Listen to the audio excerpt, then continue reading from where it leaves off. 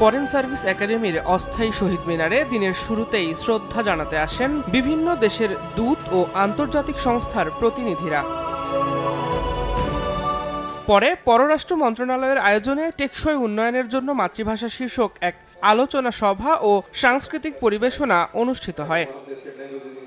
এ সময় মাতৃভাষার জন্য বাংলাদেশের মানুষের আত্মত্যাগের ইতিহাসের প্রশংসা করে ইউনেস্কোর বাংলাদেশ প্রতিনিধি সুশান ভাইস বলেন, পৃথিবীতে মায়ের ভাষায় কথা বলার স্বাধীনতার জন্য সংগ্রাম একটি অনন্য ঘটনা। বাংলাদেশের মতো পৃথিবীর সব দেশের শিশুরা মাতৃভাষায় কথা বলুক। When students learn in their mother tongue, comprehension, engagement and critical thinking are enhanced.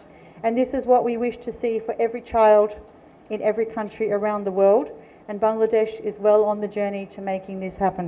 এ সময় টেকসই উন্নয়নে মাতৃভাষার গুরুত্ব তুলে ধরেন পররাষ্ট্র সচিব। তিনি বলেন, জুলাই অভ্যুত্থান সংস্কৃতি সহ সব ক্ষেত্রে সমতা নিশ্চিতের সুযোগ তৈরি করেছে।